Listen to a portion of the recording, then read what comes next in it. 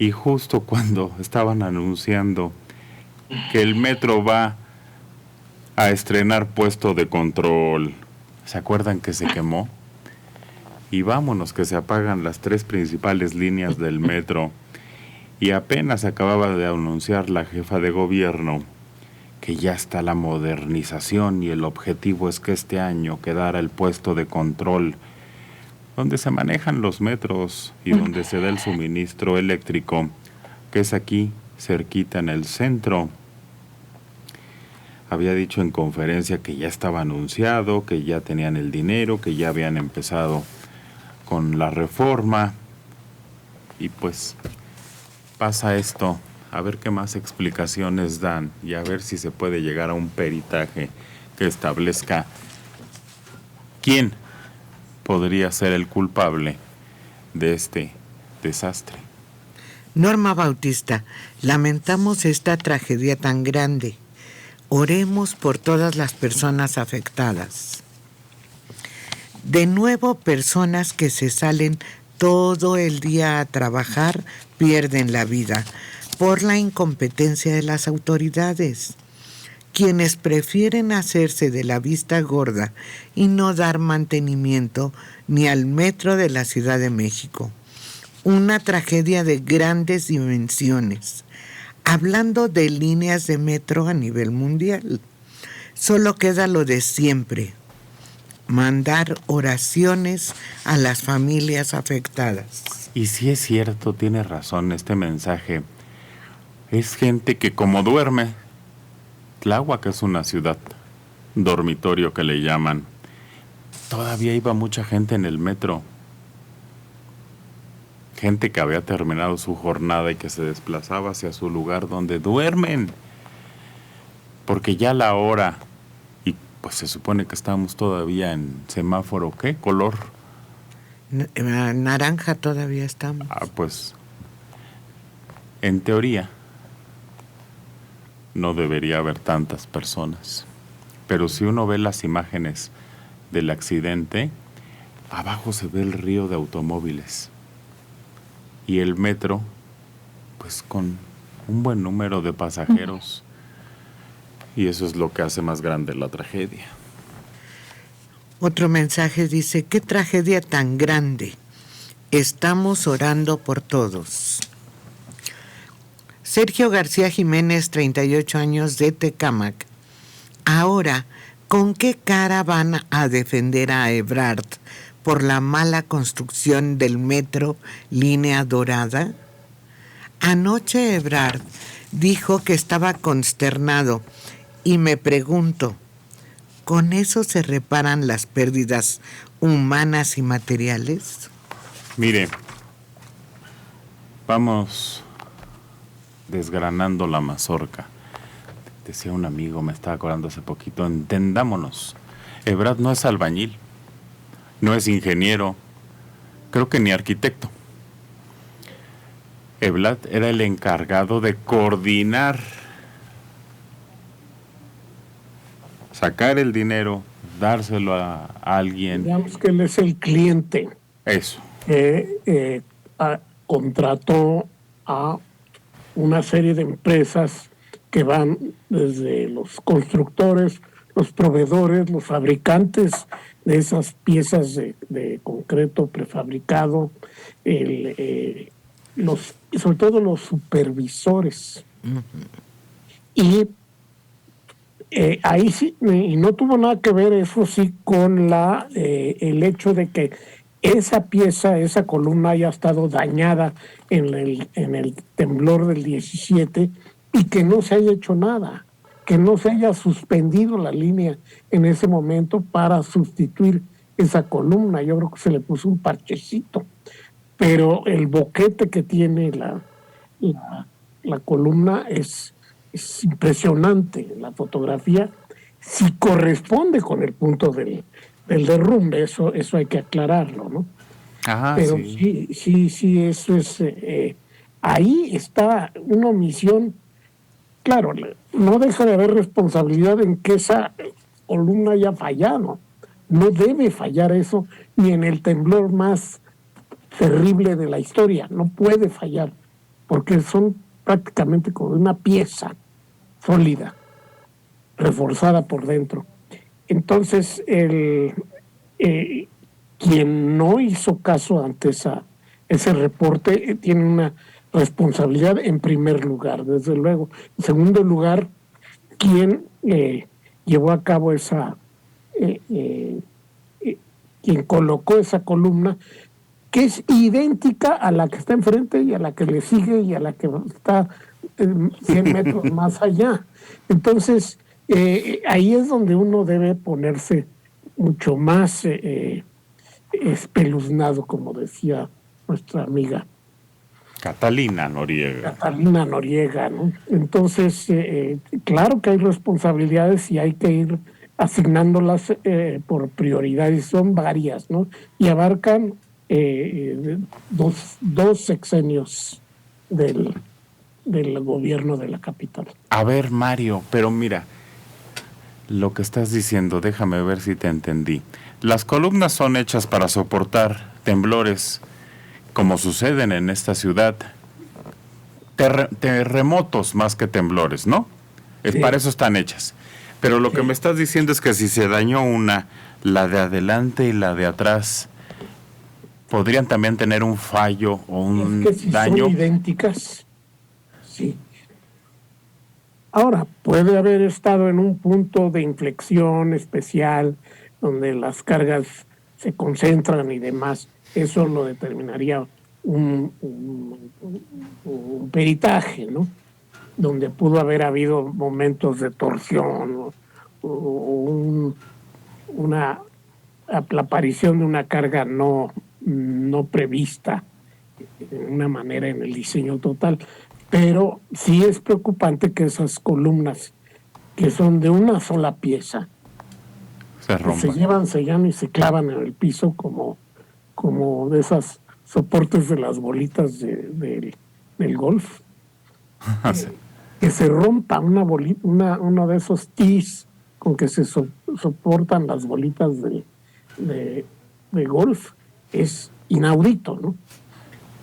Entonces ahora hay que revisar todas esas columnas. Todo hay que aplicarles un análisis que va desde rayos X hasta intenso a cada una de ellas, ver si muestran algún efecto de desgaste o de afectación por los esfuerzos de aquel temblor, ¿no? Si no, pues están totalmente a salvo, porque se hacen a pedido, es decir, están sobre reforzadas, como se puede ver en la fotografía, ¿no? Es pura varilla adentro. ¿Quién sabe qué causó eso? Es si necesitan un análisis. Eric Alfonso Briones Paredes. Estimado Mario, recuerde que previo debieron haber existido estudios geotécnicos, geológicos, que consideran la sismicidad, el estudio de mecánica de rocas y suelo, donde se construyó la línea. ¿Existen? Pues sí, claro que existen, se hicieron. El problema es que la estructura que se hizo no correspondía a los resultados de esos análisis. Ahí está la falta, tanto técnica como administrativa. Mensaje: no es la primera vez que sucede un accidente en el metro. Sucedió... Es que no es un accidente en el metro. No es un accidente en el metro.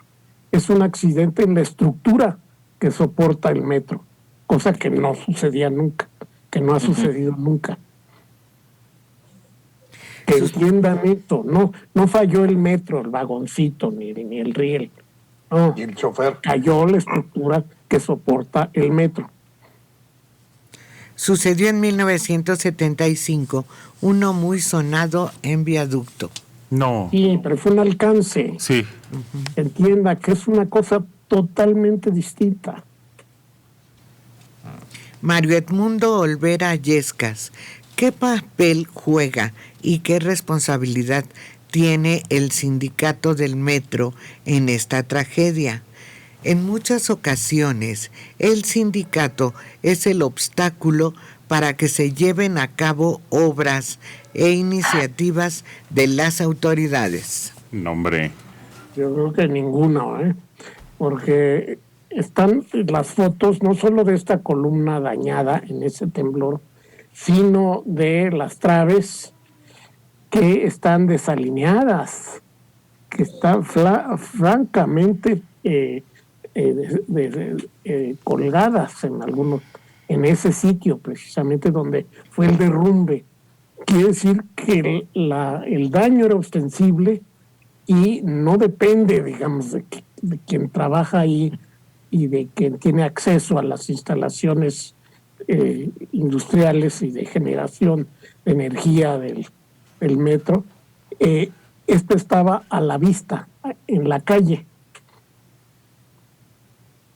Anabel Heredia, así como Miss Mónica García fue cliente y está en la cárcel, así también Ebrard.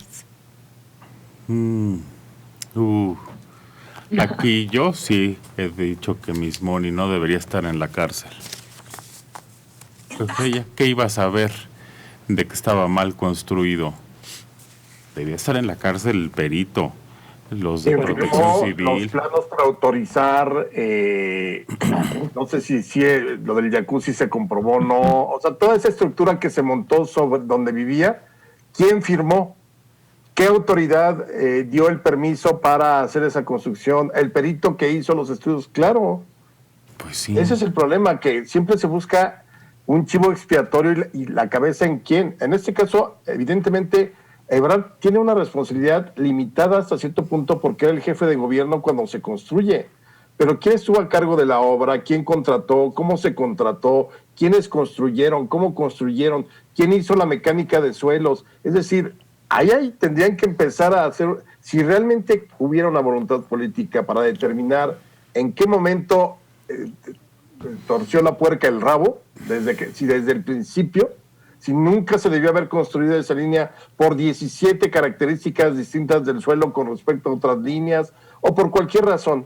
Pero es como lo de la guardería, culpar al presidente Calderón de lo de la guardería ABC es exactamente igual de absurdo. Hay una responsabilidad directa de funcionarios que tenían que ver con todas estas tragedias que hemos visto. Hay una Dirección General de Obras en la estructura del gobierno de la Ciudad de México. Esa dirección tiene a alguien al frente, pero además tiene un grupo de peritos que se encargan de revisar desde los proyectos. Y a Ebrard nada más le dicen, sí señor, todo está bien. A él no le corresponde hacer las pruebas de resistencia, las pruebas del tipo de material, a eso no le corresponde a él. Guadalupe López García de Ciudad Neza, 45 años. Para Mario Imanelik, si bien es cierto que Ebrard contrató a quienes lo construyeron, él tiene que pagar igual que pagó la maestra del Repsamen. Desde que inició su construcción, eso estuvo mal, tan así que hubo muchas fallas desde el principio. No defiendan lo indefendible. Justicia. No, si defendimos a Miss Moni. Yo digo, ella, ¿por qué ha de estar en la cárcel? Ella, ¿qué ella, con que le hayan dicho esto no se puede hacer, ya? Ella no fue quien aprobó el proyecto, ni quien llevó a cabo el proyecto estructural, ni quien llevó a cabo la construcción. Ella nada más pagó. Ignacio Hernández Marín, de Iztacalco, 61 años. Soy ingeniero y trabajé en la construcción de la línea 12. En ese entonces ya tenía problemas, pero lo que no le han dicho, pero lo que no le han dado es mantenimiento en todos estos años. Esta línea se terminó en el 2012 y 9 años. Ya debió de tener una supervisión mínimo cada año. No, pero no se le da mantenimiento a una estructura monolítica de concreto preesforzado. No se puede. No se le puede dar mantenimiento a eso. Se revisa que no esté fallando. Y eso era evidente. El cilindrero de la esquina sabía que estaba fallando, ¿no? Entonces, ahí hay una falla terrible. Ahí está. ¿Cómo dejaron pasar eso?